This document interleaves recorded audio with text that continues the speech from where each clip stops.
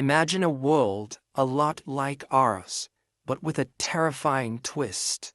A world where beings from the heavens, powerful, celestial beings with, let's say, questionable motives, actually came down to earth. Picture them walking among us, their massive shadows stretching over humanity. And get this, they didn't just visit, they mingled, and from those unions, a new race was supposedly born. Beings of incredible size and legendary strength, known as the Nephilim. Now, is this just an old myth, a wild story cooked up by ancient storytellers? Or is there something more profound, maybe even a bit unsettling, hidden in the most cryptic parts of ancient texts?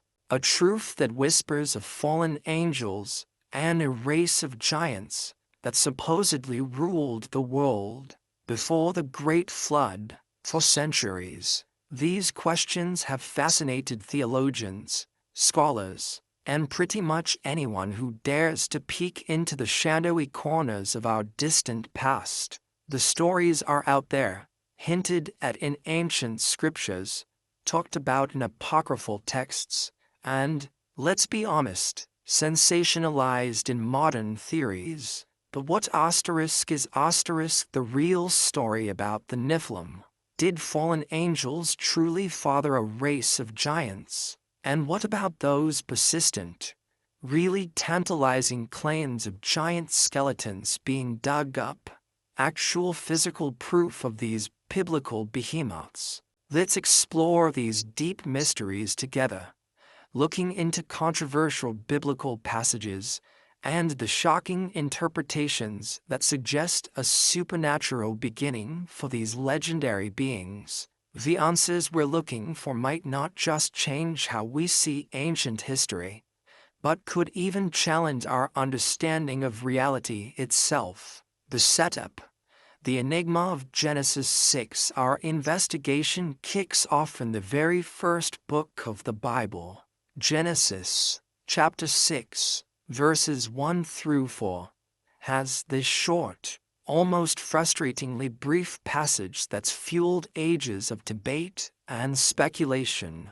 It goes like this: when human beings began to increase in number on the earth, and daughters were born to them, the sons of God saw that the daughters of humans were beautiful, and they married any of them they chose. Then the Lord said, "My spirit will not contend with humans forever, for they are mortal. Their days will be 120 years. The Nephilim were on the earth in those days, and also afterward when the sons of God went to the daughters of humans and had children by them. They were the heroes of old, men of renown." Just let those words sink in for a moment. Humans multiplying, daughters being born, and then the sons of God.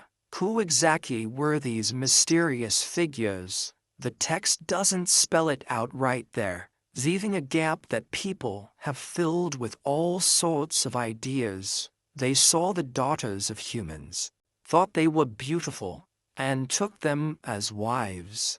This union, which seems like it wasn't approved and was maybe even unholy, is immediately followed by God limiting the human lifespan. And then, the bombshell: the Nephilim were on the earth in those days, and also afterward when the sons of God went to the daughters of humans and had children by them. The Nephilim. The word itself just sounds mysterious, doesn't it? The passage says they were on the earth in those days, probably the time leading up to the Great Flood, and also afterward. That little phrase, "and also afterward," is a really important detail that brings up even more questions about whether they survived or somehow came back. These Nephilim, the children of the sons of God and human women, are described as the heroes of old, men of renown, or, depending on how you translate it, mighty men. Some translations, like the King James Version, even translate Nephilim as giants. This short bit in Genesis 6 is basically the starting point for the whole Nephilim phenomenon. It sets up a huge cosmic drama, hinting at some kind of transgression that blurred the lines between the divine and the human. What exactly was this transgression? Why did it seem to make God so unhappy? And, more importantly, who were the sons of God? The daughters of humans part seems pretty clear, mortal women. But figuring out who the sons of God were is the key to the whole mystery. If we can unlock their identity, that's the first big step to understanding what their offspring, the Nephilim, were really like. The passage is so tantalizingly vague, giving just enough detail to spark the imagination and keep people searching for answers for centuries. It's like a puzzle box, and the pieces are scattered all over theological history, ancient cultures, and even in the ground beneath us. The implications of this passage are huge, touching on sin, divine judgment, the origins of myths, and what it even means to be human. Who were the sons of God? Unmasking the divine players. The term sons of God in Hebrew, *buna Elohim*, or BCN Elohim*, is really the heart of this Genesis 6 story. How you interpret it completely changes whether you see the Nephilim as supernatural beings or just a noteworthy group of humans. Over the centuries, three main theories have popped up, each with its own supporters, textual backing, and theological baggage. First up, and probably the oldest and most sensational idea, is that the sons of God were fallen angels. This was a popular view in early Jewish and Christian thought, and it was heavily influenced by texts that aren't in the main Bible, like the first Book of Enoch. People who support this point out that elsewhere in the Old Testament, the phrase sons of God is used for angelic or celestial beings. For instance, in the book of Job, sons of God show up before the Lord. Job 1-6, 2-1, and in Job 38-7, they shout for joy at creation. If these sons of God really were angels who left their proper dwelling, as some think related New Testament passages, like Jude 6-7 and to Peter 2:2 suggest, then them hooking up with human women would have been a major cosmic no-no, a mixing of totally different kinds of creation. This interpretation paints a picture of rebellious angels coming down to earth, being smitten by human beauty, and getting into illicit relationships that produced extraordinary kids. The Nephilim, in this view, would be semi-divine hybrids, part angel, part human. This fits with them being called mighty men, or heroes of old, suggesting they had power and size beyond normal people. But this angel idea has its theological problems.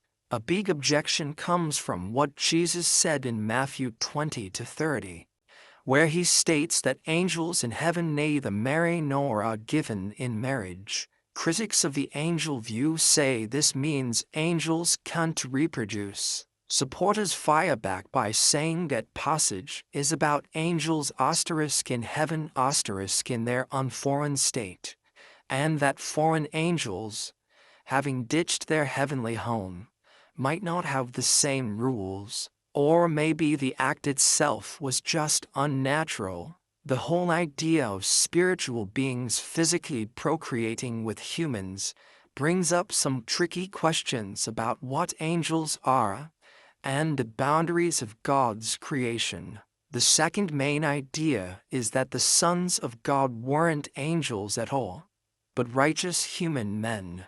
specifically the descendants of Seth, who was Adam and Eve's third son. In this Sethite view, the daughters of men or daughters of Adam are seen as the ungodly descendants of Cain, the one who murdered his brother Abel. The sin in Genesis 6, then, would be the intermarriage between the godly line of Seth and the ungodly line of Cain, leading to humanity becoming widely corrupted. This interpretation was liked by big names like St. Augustine and many Jewish theologians, because it avoids the more out there idea of angel-human hybrids and keeps the story firmly in the human world. The Nephilim, in this scenario, would just be powerful or tyrannical human Vedas who came from these mixed marriages, their renown possibly coming from their wickedness or skill in a corrupt time.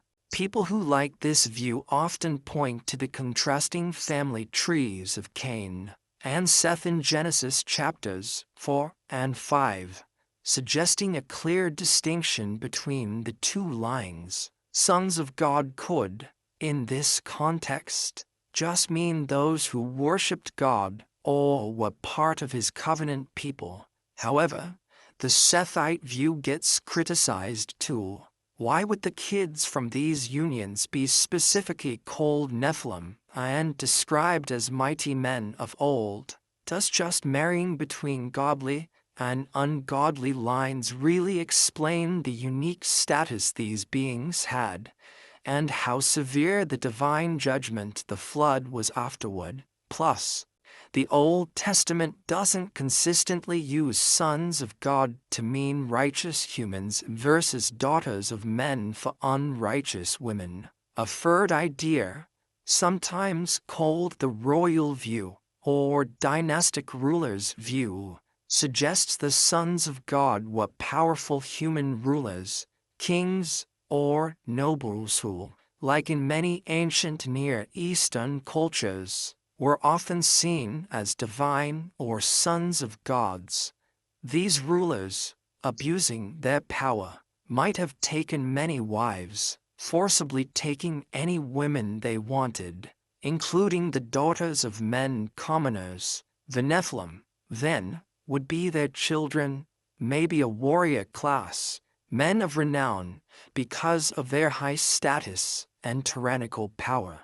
This view gets some support from language parallels, where rulers were sometimes talked about in divine or semi-divine terms, like in Psalm 227, which calls the king God's son.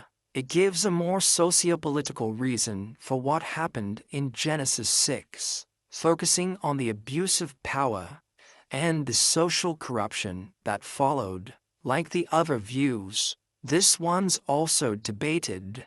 Does it really capture the extraordinary language used to describe the Nephilim? And does it explain the almost universal ancient memory found in so many cultures of demigods and giants born from unions between gods and mortals? Each of these interpretations, fallen angels, Sethite descendants, or human rulers, gives us a different way to look at the Nephilim. The angelic view, while a bit much for some modern folks, has strong historical roots and fits with the more supernatural parts of the story. The Sethite and royal views give more down-to-earth explanations, basing the story in human sin and social issues. The debate still goes on today, and who the sons of God really were remains one of the Bible's most intriguing mysteries, directly affecting our understanding of whom, or what, the Nephilim truly were. Now, if we really lean into that ancient interpretation, the one that says the sons of God were angels, then the story of the Nephilim turns into a tale of celestial rebellion, with some truly devastating consequences on earth. We're not just talking about a few rogue angels here. This is about a cosmic boundary being crossed, a defilement that supposedly shook the very foundations of creation. The idea of fallen angels isn't just in Genesis 6. While the Old Testament is a bit quiet on the details of angels falling, later Jewish tradition, especially in texts like the Book of Enoch, really fleshes it out. The Book of Enoch, even though it's not in the biblical canon for most Christian denominations or Judaism, was super influential around the time of Jesus. It's even quoted in the New Testament letter of Jude.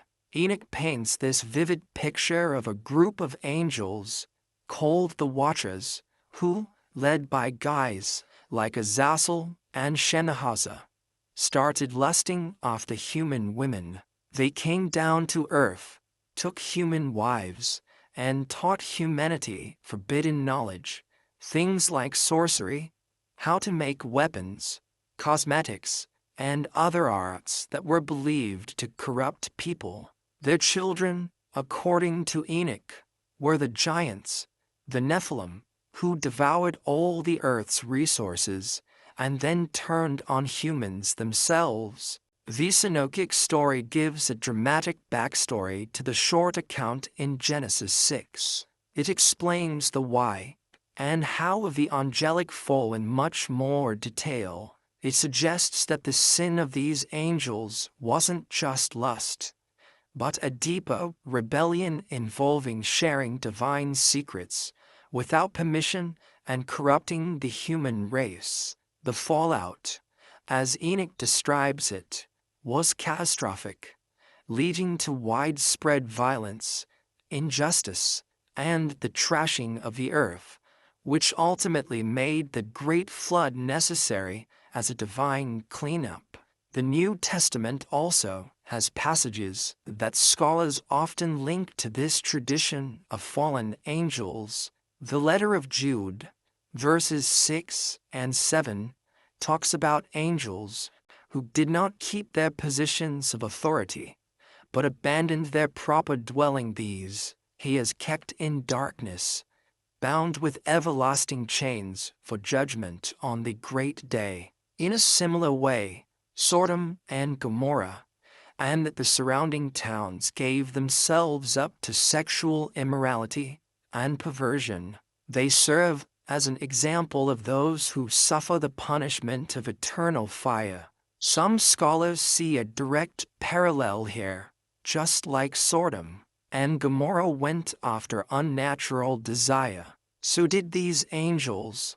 The mention of being bound with everlasting chains sounds a lot like what happened to the Watchers in the Book of Enoch. Similarly, to Peter 2:2 says, "For if God did not spare angels when they sinned, but sent them to hell Tartarus, putting them in chains of darkness to be held for judgment."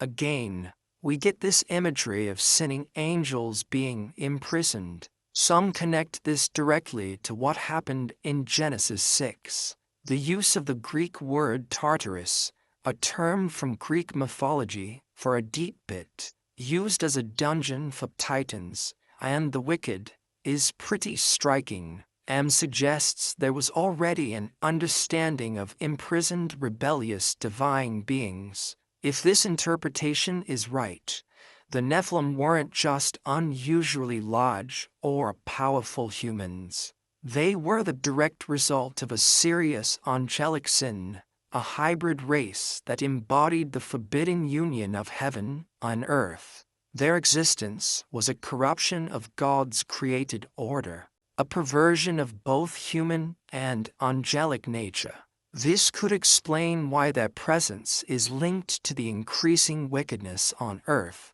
that pushed God to send the flood.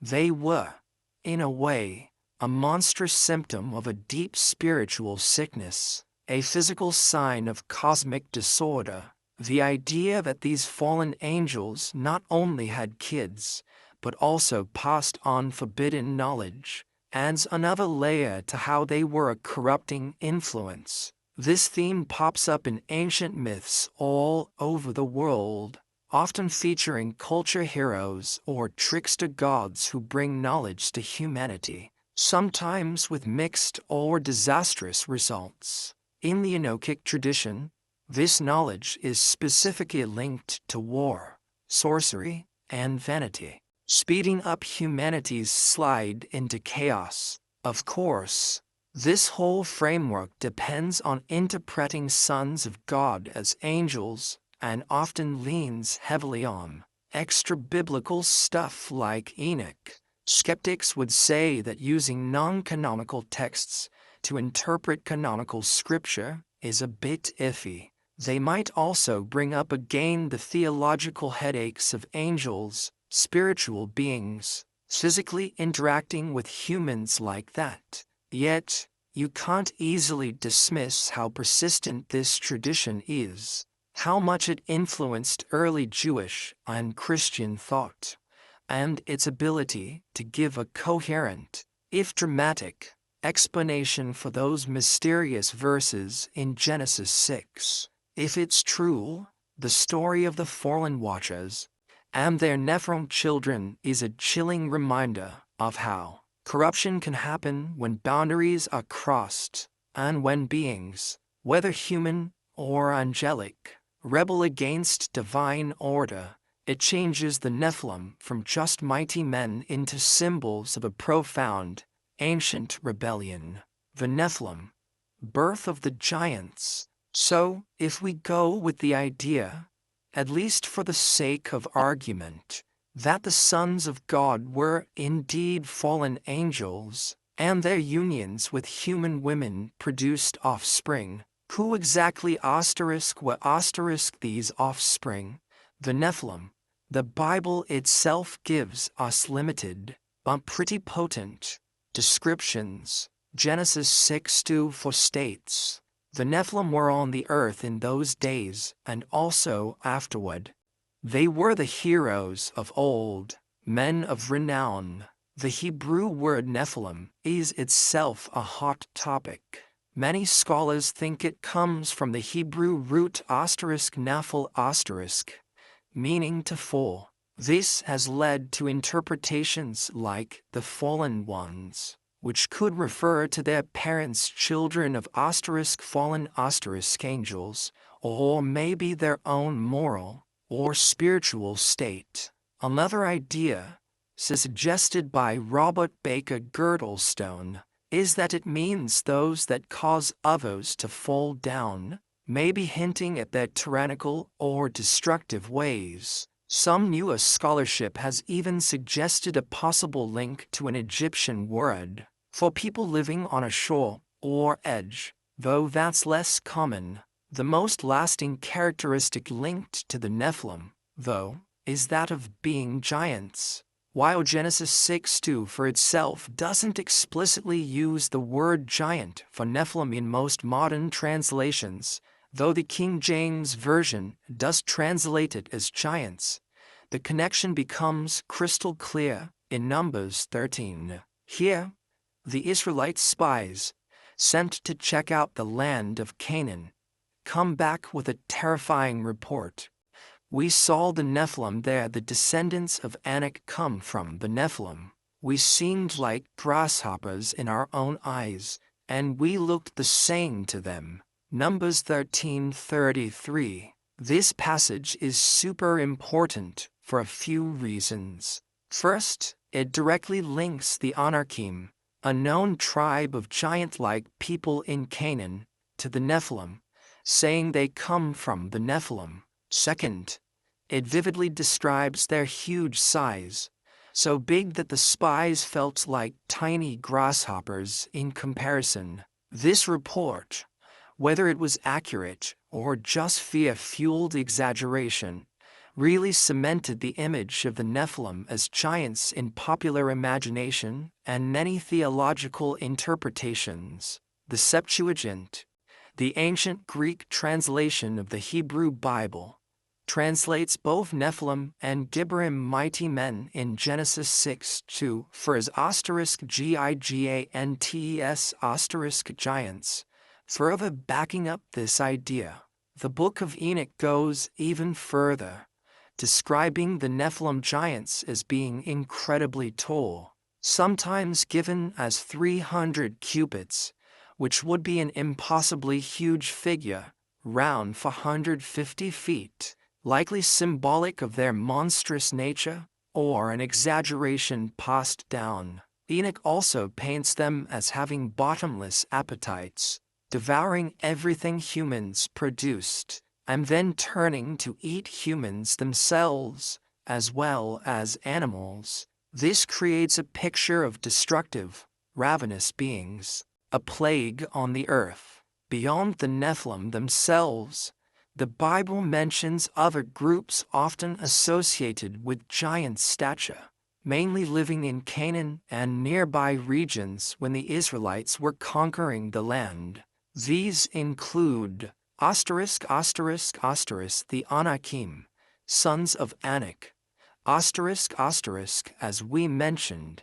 Numbers 13:33 directly connects them to the Nephilim. They're described as tall and powerful, and their presence in Canaan was a major source of fear for the Israelites. Cities like Hebron were known Anakim strongholds. Deuteronomy 9:2 describes them, a people great and tall, the sons of the Anakim, whom you know, and of whom you have heard say, who can stand before the sons of Anak? The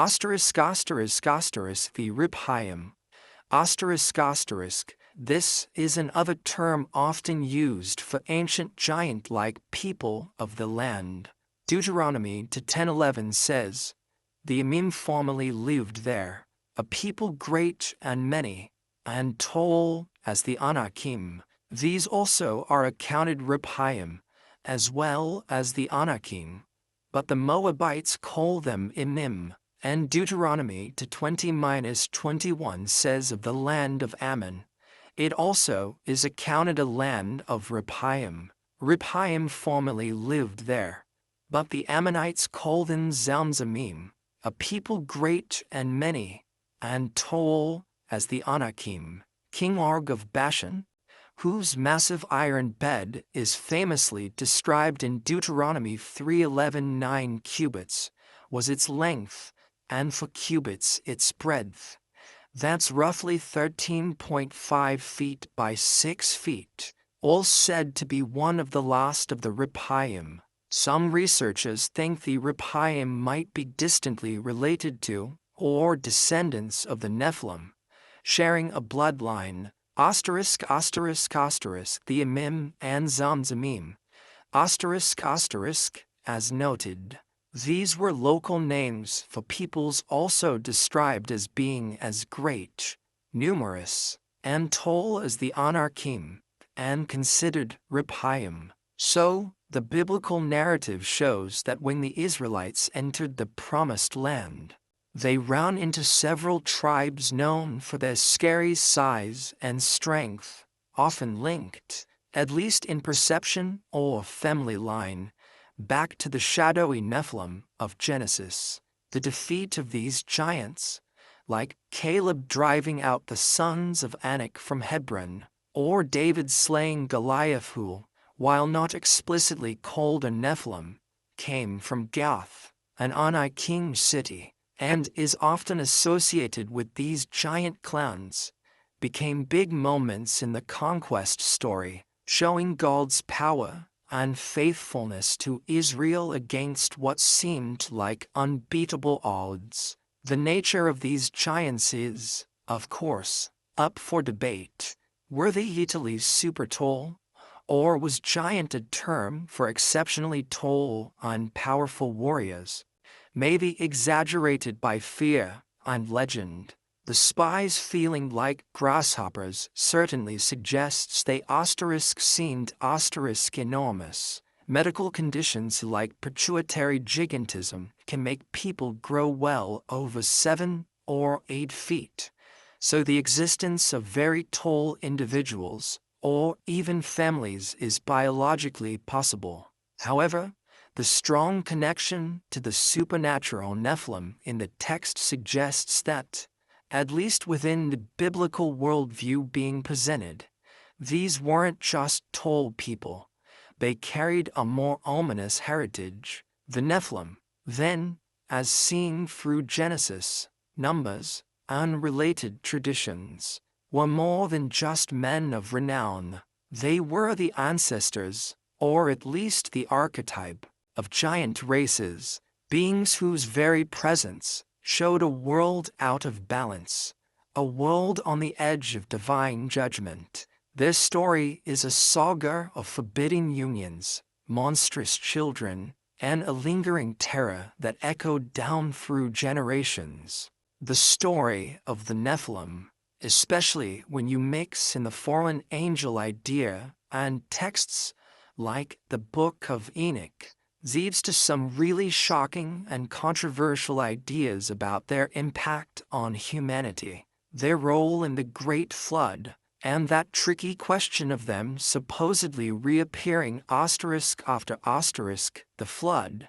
One of the most radical ideas is that the main reason for the Great Flood wasn't just general human badness, but specifically the genetic and spiritual corruption caused by the Nephilim and their angel fathers. People who believe this argue that the mixing of angelic and human DNA, to use a modern term, was an abomination that messed up the human race, threatening God's plan for humanity. Noah is described in Genesis 6-9 as a righteous man, blameless in his generations. Some take blameless in his generations or perfect in his generations to mean not just that he was morally good, but that he had a pure, uncorrupted human lineage, free from any Nephilim taint. The flood, seen this way, becomes a desperate act of divine surgery, a way to clean the earth of this hybrid race and save a pure human line through Noah and his family. This interpretation adds a sense of cosmic emergency to the flood story, framing it as a battle to save humanity's very essence from an unnatural, polluting influence, the forbidden knowledge passed on by the fallen angels, leading to more violence, war, and sorcery, would have just made the world an even more unbearable place. Then there's the puzzle in Genesis 6 for itself. The Nephilim were on the earth in those days asterisk, and also afterward asterisk. If the flood was meant to wipe out the Nephilim and the corruption they stood for, how could they exist afterward? This phrase has sparked a ton of theories. One theory is that afterward doesn't necessarily mean after the flood, but just later in the pre-flood period. However, the common understanding, especially when you see giants like the Anakim appearing in Canaan asterisk after asterisk the flood, is that it asterisk does asterisk mean a post-flood presence. So how did they come back? Several shocking interpretations try to explain this. 1. Asterisk asterisk, a second round of fallen angels. Asterisk asterisk, some suggest that the Watcher's sin wasn't a one-off. Maybe another group of angels fell after the flood, or the same thing with angels and humans shacking up happened again, leading to a new generation of Nephilim or giant clowns. This view, though, isn't directly backed up by any biblical statements about an asterisk second asterisk specific angelic fall leading to giant kids after the flood. 2. Asterisk asterisk survival through Noah's line unlikely. But it's a theory. Asterisk asterisk, a more controversial and less accepted idea is that the Nephilim gene somehow survived the flood through one of Noah's son's wives. If one of them carried the Nephilim gene, then maybe it was recessive, or if she herself had distant Nephilim ancestry, but wasn't a giant, it could have popped up again in later generations. This is highly speculative and brings up theological questions about the purity of Noah's family, who were chosen to survive. Most scholars think this is unlikely given Noah's description as blameless in his generations. 3. **** The Nephilim spirit or demonic influence. ***, some ideas move away from a purely genetic thing and suggest that the spirit of the Nephilim, or the demonic influence of their fallen angelic fathers, continued to affect humanity after the flood. Maybe Zeta giants weren't direct genetic descendants from the pre-flood Nephilim, but were individuals or groups who became powerful or monstrous under similar demonic influence, or were just called Nephilim metaphorically because of their traits. 4. ***, exaggeration or reuse of the term by the spies. ***, a more skeptical view is that the spies in Numbers 13, freaked out by the sight of the Tol Anarchim, just used the legendary term Nephilim to describe them, maybe to stress the danger and justify their fear and not wanting to enter Canaan. In this view, the Anarchim were tough, tall people, but not necessarily literal descendants of the ancient Nephilim. The link might be more about perceived similarity or legendary association than actual family ties. However, Genesis 6-4 and also afterwards seems to be an authorial statement, not just the spies' report. 5. ***, afterward refers to different kinds of fallen ones.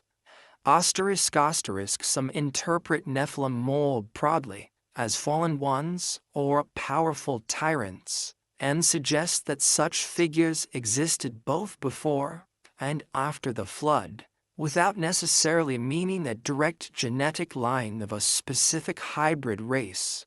The giants encountered later could be different groups who got a similar reputation. The whole idea of giants in the Promised Land, explicitly linked to the Nephilim as the Anarchim were, served a big narrative purpose. It ramped up the challenge the Israelites faced, making their eventual conquest a testament to God's power rather than their own military strength. Destroying these giant clans was often presented as a divine command, perhaps, as some theories suggest, to cleanse the land of this lingering unnatural influence and stop it from spreading. The commands to utterly destroy certain Canaanite groups, including all that breathes, are among the toughest passages in the Old Testament, and some speculative theories connect this to a perceived need to get rid of a Nephilim-related corruption. These interpretations, especially those involving genetic defilement, a second angelic invasion, or specifically targeting giant clans for complete destruction, are indeed shocking to many. They push the limits of traditional biblical understanding and get into pretty speculative areas, yet they come from trying to make sense of the strange and unsettling details in the biblical text. The sons of God, the mighty Nephilim, the flood, the phrase, and also afterward, and the persistent presence of giants in the land of promise. These theories try to weave a coherent, if sometimes terrifying, story from these mysterious threads: giant skeletons, the search for physical evidence, those tantalizing biblical descriptions of Nephilim, and other giant clans like the Anakim inevitably make you wonder, if such beings really existed, where's the physical proof? Specifically, where are the giant skeletons? This is where the story veers into a territory filled with sensational claims, historical hoaxes, and a whole lot of skepticism from the scientific community. Throughout the 19th and early 20th centuries, especially in American newspapers, there were tons of reports about giant skeletons being discovered, often in Native American burial mounds. These stories frequently describe skeletons ranging from 7 feet to, in some wilder claims, 12, 15, or even 20 feet tall.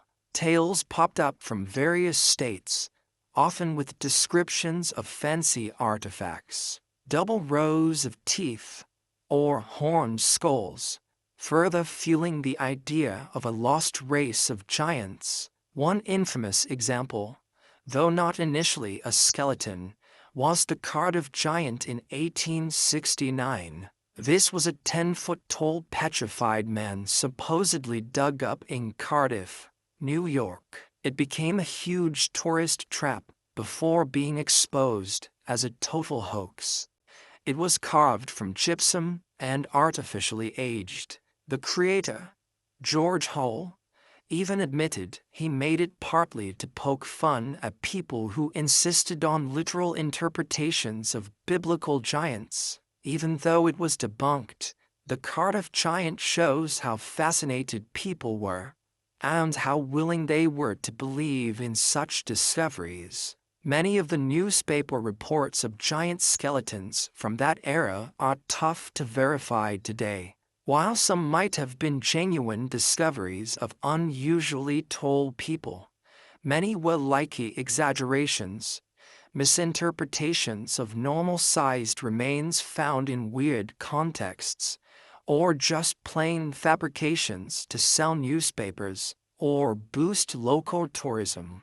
Archaeologists and anthropologists point out that without proper scientific excavation and analysis, such claims are just anecdotal. The Smithsonian Institution, often mentioned in these old reports and in modern conspiracy theories, has consistently debunked claims of giant skeletons being found or covered up. Ali Hedliska, a prominent anthropologist at the Smithsonian in the early 20th century, looked into many of these claims and said they were a mix of wishful thinking, the work of amateur anthropologists who didn't know much about human anatomy, and outright hoaxes. He noted people were often fooled by things like the length of femur bones. Nowadays, the giant skeleton story has found a new lease on life online.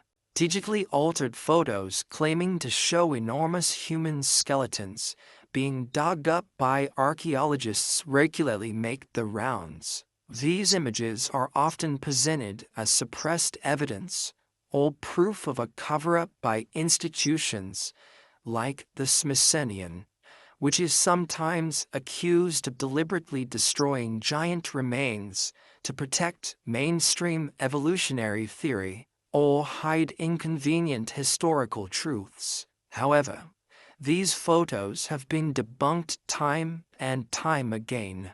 Many came from Photoshop contests or are just miscaptioned images of normal archaeological digs, or even artistic creations. For example, one widely shared image of a massive skeleton being unearthed was an entry in a Photoshop competition.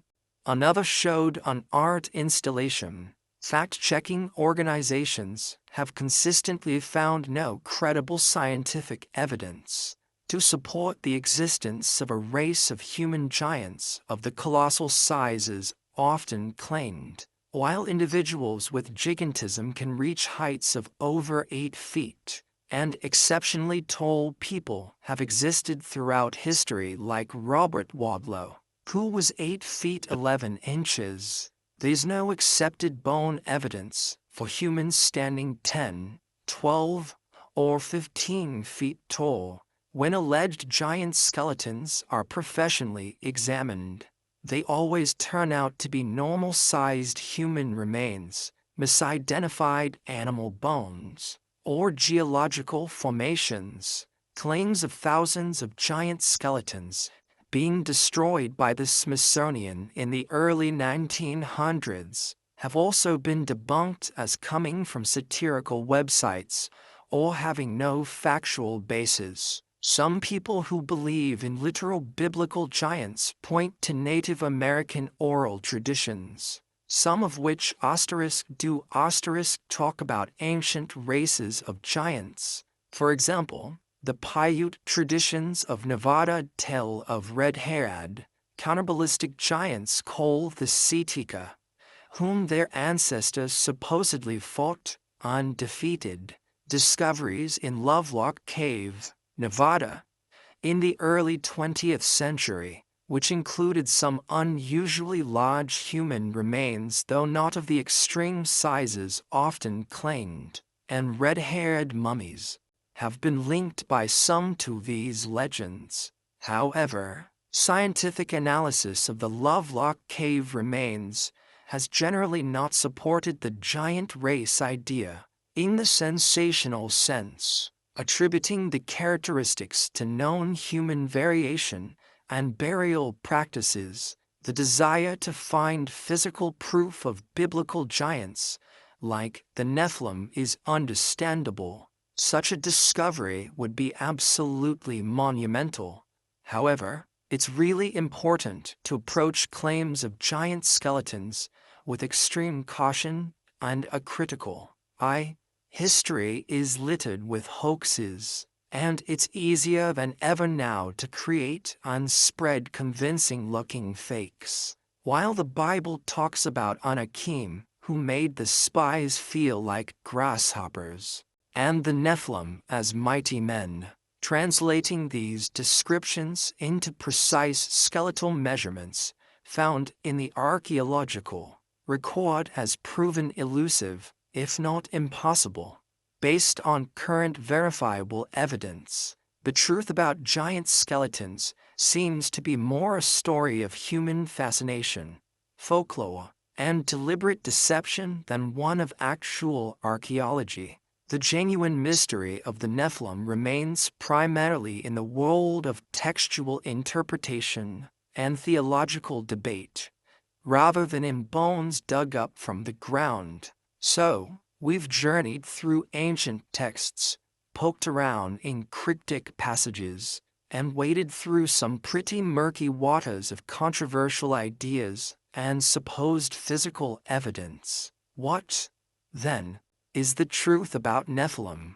Well, like with many deep mysteries from the distant past, the truth isn't a single, simple answer neatly wrapped up for us. It's more like a complex tapestry, woven from threads of scripture, historical interpretation, theological debate, folklore, and even hoaxes. The biblical text itself, mainly Genesis 6 and Numbers 13, clearly establishes the idea of the Nephilim, and links them to beings of amazing power and size. It tells of sons of God and daughters of men, of unions that produced mighty men of old, men of renown, and of giant clans in Canaan that scared the living daylights out of the Israelite spies. This core story is undeniable if you're looking within the scriptures.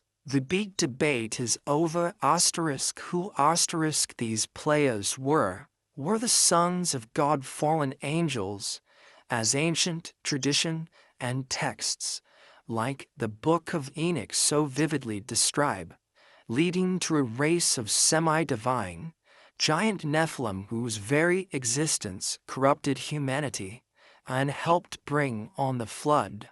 This interpretation, while it offers a dramatic and consistent story for many, creates theological headaches for others. Or were they from the righteous line of Seth marrying into the ungodly line of Cain, their Nephilim children being powerful, but entirely human figures in an age of growing wickedness? Or maybe they were powerful, tyrannical human rulers who abused their authority. These views give more down-to-earth explanations, avoiding the tricky bits about angel-human babies. But perhaps they don't fully capture the awe and terror linked with the Nephilim and their giant descendants, and that statement that Nephilim existed also afterward, after the flood, that opens up a whole other can of worms.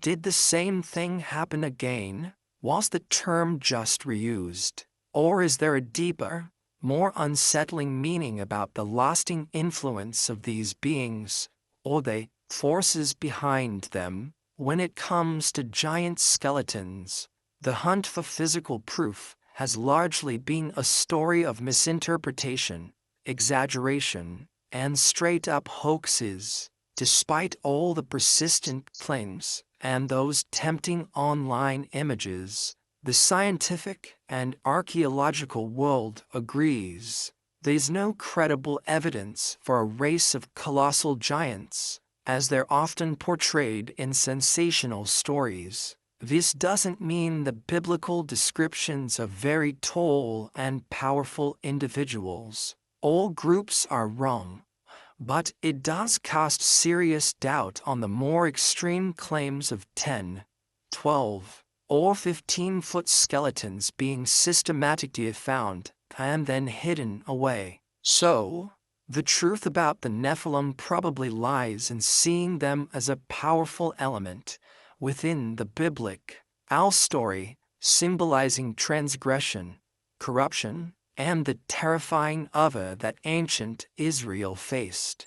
Their story helped explain the depths of sin before the flood, the reasons for the flood itself, the scary nature of the enemies in the Promised Land, and ultimately, to show God's power in overcoming these seemingly impossible challenges. The mystery of the Nephilim lasts because it touches on fundamental questions about the nature of good and evil, the lines between the divine and human, and the hidden forces that might have shaped our ancient past. Whether you see them as literal angel-human hybrids, powerful human tyrants, or legendary figures blown up by myth and fear, this story makes us look deeper into the shadows of scripture and history. What do you think? Did fallen angels walk the earth? Were their giant offspring the Nephilim? And what really happened to them? The debate is far from over. The truth, in its fullest sense, might still be out there, waiting to be completely understood. Perhaps the biggest truth the Nephilim offer us is a peek into the profound mysteries that still lie hidden in the ancient world, challenging what we think we know and inviting us to keep searching. Thanks for joining us on this exploration. If you found this journey into the world of fallen angels and giant skeletons intriguing, please give this a like. Subscribe for more deep dives into ancient mysteries, and share your thoughts and interpretations in the comments below. What parts of the Nephilim story do you find most compelling or controversial? We'd love to hear from you.